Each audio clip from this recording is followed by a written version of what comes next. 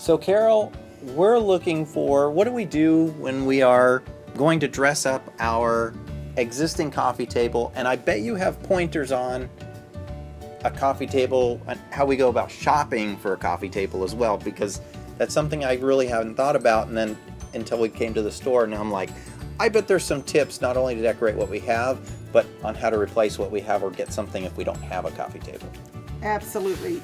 You know, Scott, we're always editing, constantly editing in our home. And many times we work with things that we have, but when you do get ready to go out and shop, we really want to look for the right scale of table that goes in our den or our living area. And we also want to make sure that it is in not only in scale, but it's in the right style, that it fits well. It's almost like its cousins to the chair and the sofa in the room. Oh, okay. And that it has a really nice feel to it. It's sturdy, because many times it becomes an ottoman, it becomes a dining table, it becomes an office. So we really want to make sure not only that it looks beautiful in the room, that it fits, but it's also got to be very functional, or it's really useless in the room. Gotcha. So how would we take something like this table, and this is a beautiful finish, the grain of that is just gorgeous, and what would we do to accent this? What are your tips for that? Tips for accenting our existing table? Well, I can style this table in a heartbeat, but I have to show you first that if you want to use it as a dining table or an office, it's very multifunctional. So I'm going to keep that in mind when I style the table, is that, yes, it is beautiful, but I have this lifting table, and I'm going to go to the kitchen and get my dinner, and I'm going to bring it in on this beautiful tray that fits perfectly on the top, and then I'll raise it up with the dinner tray and put it back down. But when the party comes tonight, I've got to be prepared for dinner guests who are going to be sitting near this table, and it needs to be styled very beautifully for the party as well. So I like to think, as far as styling tables, I like to think in pieces that are very workable, whether I use them on the coffee table or whether I would use them in another area at another time. I love books on the coffee table, not only because it invites conversation, but it also sort of raises it up. The tray has a little side on it here, so I like to actually get the books up to about the same level as the tray. So it's like whatever I would use here next as far as the accessories are going to be on stage. I like to think of it being on stage, because it pulls them up to the eye level of everyone looking in the room too.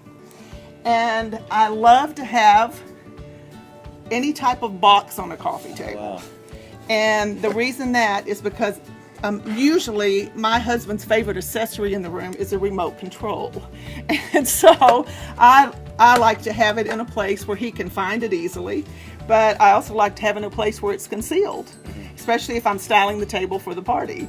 So that works very well. So we have books, we have a box, and a bowl is always a really wonderful thing to use on a table because it gives you an opportunity to set your keys, maybe a tape measure or something that you need to get to often. If I didn't have a bowl, I may even want to use a second tray on the table, and it's going to actually be the base for a display a beautiful piece of coral. Now I'm getting a theme here: box, bowl, books. Yes, bases. Bases, okay. Yes. So when you get ready to shop, you think, well, if I can remember that's easy to remember those things. Yes. So your books of choice, your box of choice, your base of choice. This one, again, it has a mirrored theme and fits very nicely with the theme that we're in today. And I always like to place something on the table that brings back a memory, maybe a time at the beach where we did buy the coral and we actually did find the seashell. And when I lay it here on the table, it becomes even extra special because I can view it and I can share the story if someone comments on it. And last but not least, we need a little bit of color, and we have just a touch of orchid in the vase that actually complements with these green pillows back behind us. So you can see that it's a way of not only adding color and texture and pattern and function.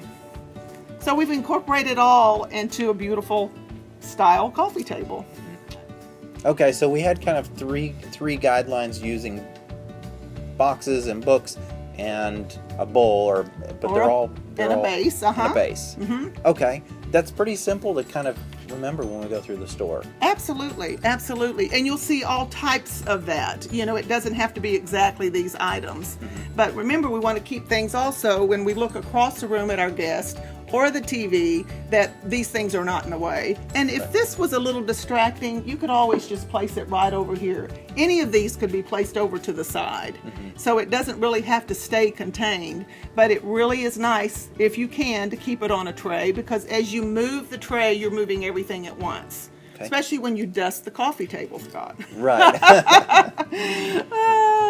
Well, great. I think that is a great lesson, some great guidance that is really practical and not over the top, and we're always looking for those simple, we can do these in everyday settings, and that's exactly what we were looking for. Well, absolutely. Thank you. And that simplicity is important, because we don't want to get in a state of paralysis where we do nothing.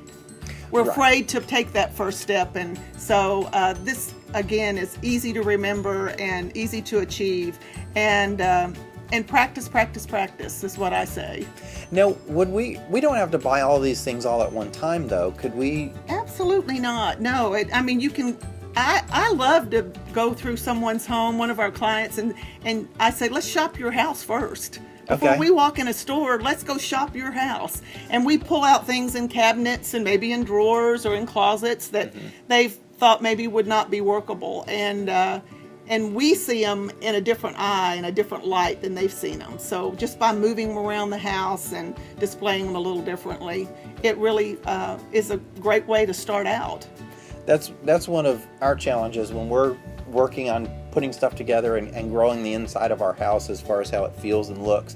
It's one of the things that we struggle with is, do all these things go together? What do we need? So you actually offer a service that does that? Absolutely. We come through and we edit with that. And we actually, before we get there, we would like for our clients to actually take their tables, their coffee table or their folding tables, and place their items of most important on this table. I like it, but I'm not sure if I really want to use it anymore, and I don't care table. Okay. So we have 3 tables going where once we know how those objects or items, what they mean to them, then we can take that information and use all of the ones, hopefully, that really speak to their heart, and then maybe use the other ones in some way where we could use them in another part of the house, or we could pass them forward. Oh, okay, great. To a relative, to a friend, to a charity. I love the idea of identifying stuff that we really want to hold on to and actually reassign them or not replace them, but replace them into a new setting on our table, because I don't want to get rid of it. There's stuff that I don't want to get rid of that I really like. I just haven't been able to make it fit.